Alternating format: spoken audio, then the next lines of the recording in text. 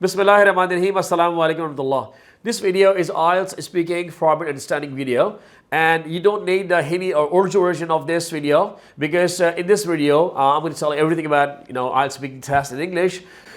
So what happens in IELTS speaking test? What kind of test is it? What kind of nature of the test?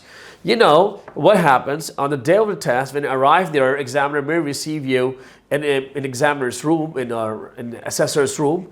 You are required to show your documentation, your documents there. You are required to show your ID or passport. Anything else? I mean, maybe you have to show your smart card or whatever you use in your country. In Pakistan, where I live, people usually show their smart card or CNIC or passport. Okay, examiner, upon verification of your identification, may start the interview test. You know what happens? Examiner may ask you a variety of questions in part 1. In part 1, what kind of questions are usually asked? Examiner may assess you on the questions which are related to your personal life, your likes and dislikes, preferences, choices, priorities, your plans, your past, your present, and future, something like this. The 3 different types of tenses are involved in these such questions. So you must perfect yourself in present simple tense, in past simple tense, and future simple tense.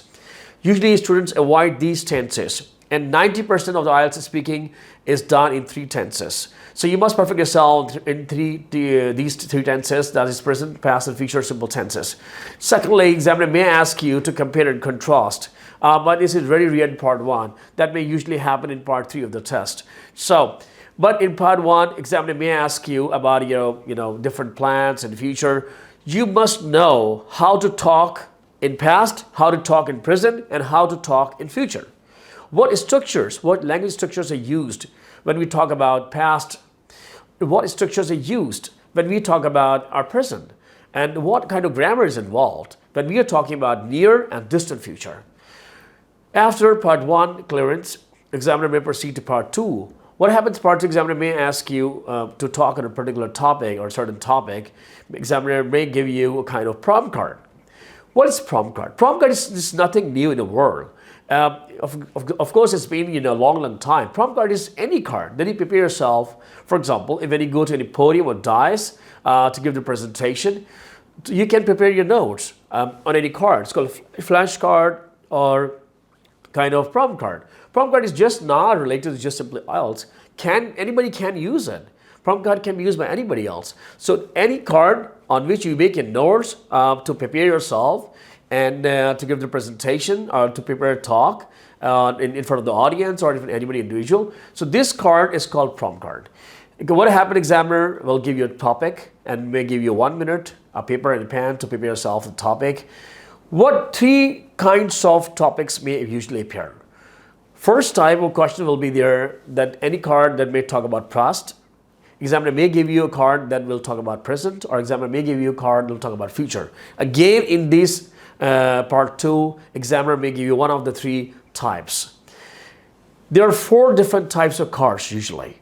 The first type of card talks about totally in the past. That no problem, the card will talk about past or future. One type of card will be just there, about present. A second type of card will be about the past, and third type of card will be about the future. And fourth type, really, really very important, tricky sometimes. The fourth type of card will be multiple. Means there will be some type of prompts will be in the past. There will be some type of prompts will be in the future. There will be some types of prompts will be in the present. So they will mix up. You need to understand which prompt is asked in present, which prompt is asked in the past, and which prompt is asked in the future, and then you have to plan your answer accordingly. As far as prompt is concerned, we must address all these points. If you miss out any point, you will be penalized. So it's really very important to address all these points. And after giving your answer, you can just add something extra. You can talk extra. Examiner may ask you to talk extra. Examiner may just beckon you or signal you, kind of go on, or just something like this. Examiner may do an exam. So this is a signal that you have to carry on with the answer. In that condition, you have to stretch your talk and talk related to the topic, and then go on until the 2 minutes are over. Because you may have to talk between 1 and 2 minutes. Usually examiner is not satisfied if you talk less than 2 minutes. So be prepared to talk about, about 2 minutes. In the part 3, this is the trickiest one. The part 3, an examiner will ask you more mature, more formal, and trickier questions. These questions will ask you to compare two things or contrast two things or predict something. These questions will introduce a problem, and they may ask you to give causes of the problem or the effects of the problem, or may ask you to present the solutions of something.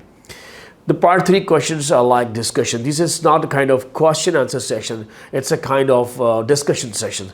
So you have to give answers which sound like discussion, which sound like conversation, not sound like kind of question answer session, because this has to be kind of discussion, not a question answer session.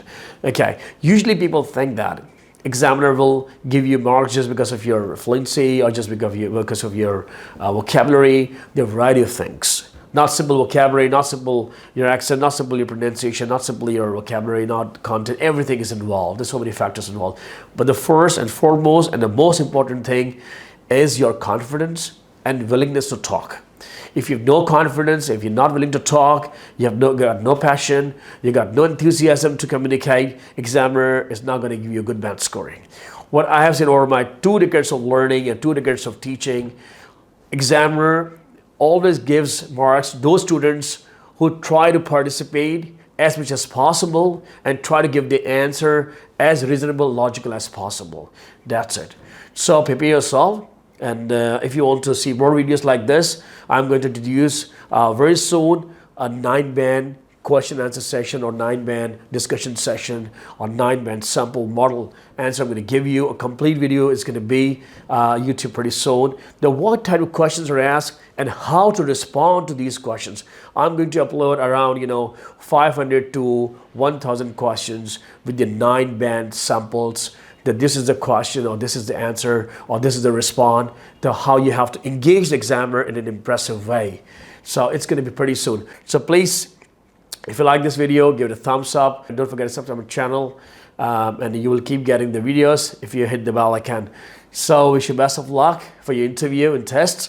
So my next video is going to be pretty soon, inshallah. Okay, thank you very much. Assalamu alaikum warahmatullah.